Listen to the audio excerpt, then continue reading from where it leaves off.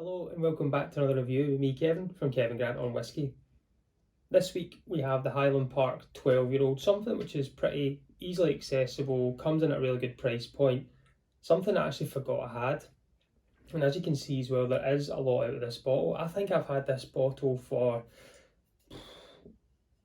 maybe 3 years or so. I've had it for a good while anyway. And I've just not had a dram of it for a long time. It's actually sat in the back of the shelf. I've been looking through my whiskey to see what I've not done, so it's been quite hard to find stuff that I've not done. I'm coming to the end, but I have to start recycling ones that I've done before, but that's not a bad thing. So it's a 12-year-old, it's 40% ABV, and that's all it lets me know. I've done a little bit of research, and on their website, when you look at the 12-year-old, it does say natural cask driven colour.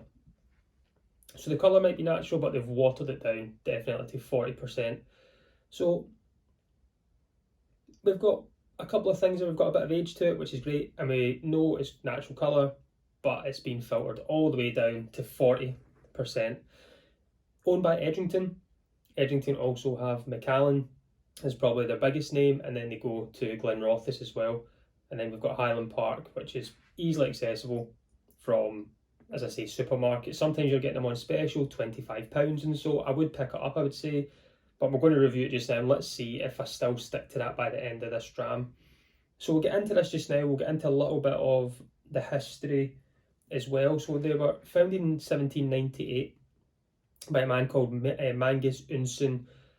He founded the distillery, so it's one of the oldest out there as well. It's in Kirkwall in Orkney, a distillery I've not been to, and it's classed as a Highland whisky.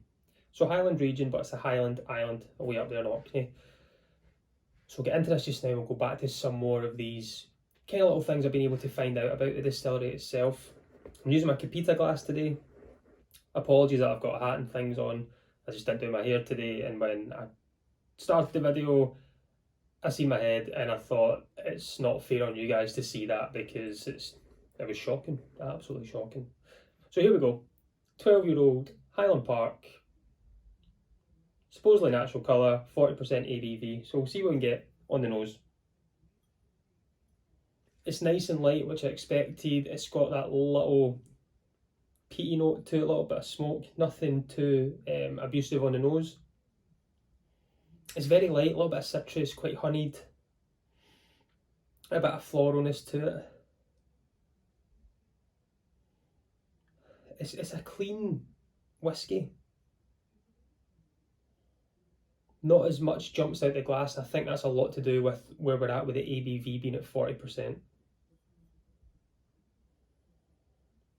Right, let's give this a wee try. Slans everyone.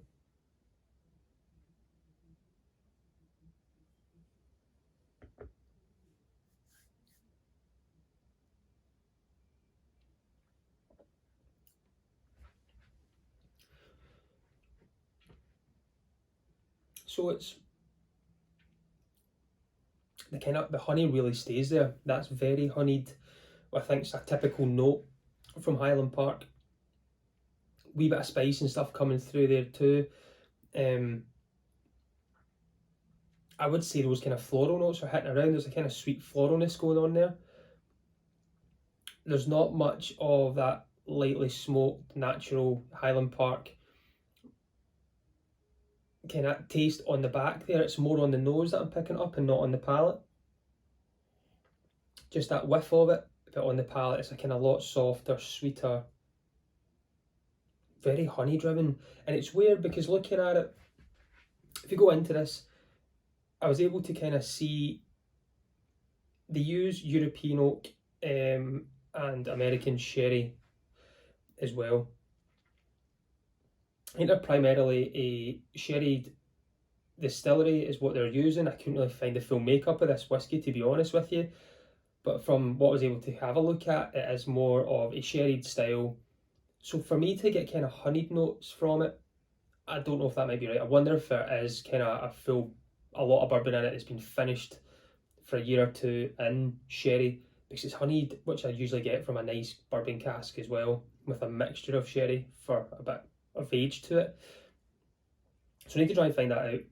This whiskey as well, Highland Park was never the Highland Park that we knew it.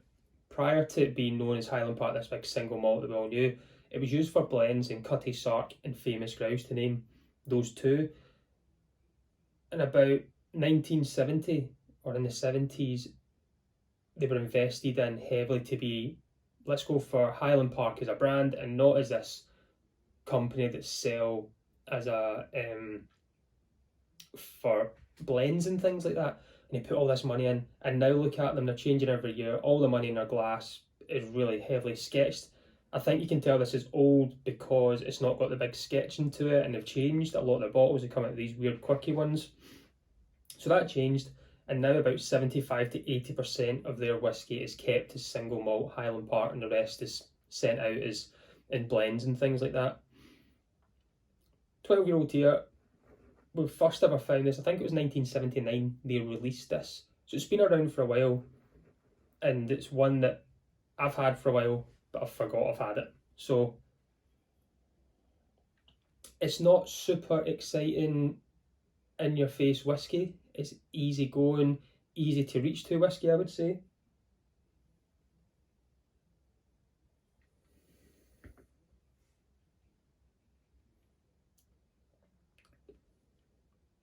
Yeah, it's just very easy going.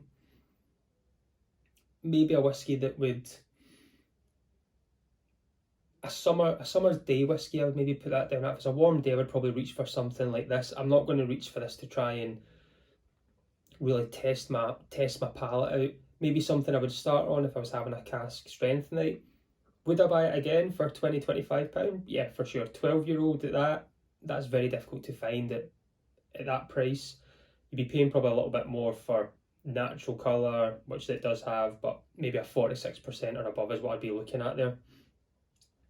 It is nice, it's just not got that wee oomph that I'm looking for. So maybe that's why I've not been reaching for it for a while. I maybe just put it back there because I've tried it again and thought, oh, it's just missing that spark. Easy sipping, honeyed, floral, a little bit of spice, kind of a little bit of smoke on it too. Nothing too difficult to find in it. I would say that's your three main smells I'm getting from this if I'm cutting it down and dissecting it. Honey, a little bit of spice, a little bit of smoke, and that little bit of floral. So maybe 3 or 4 notes there.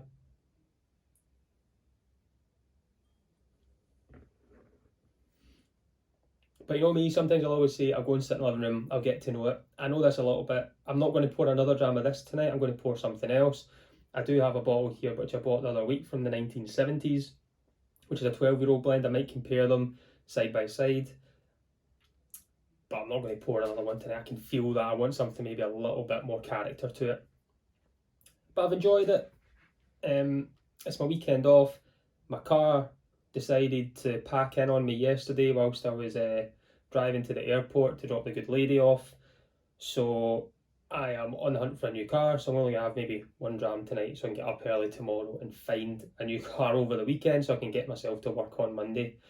So that's the plan. Hopefully we find something, and a wee dram's always good on a Friday, isn't it? But guys, I've been Kevin from Kevin Grant on Whisky. Enjoy me next week. Let's talk whiskey. Slange.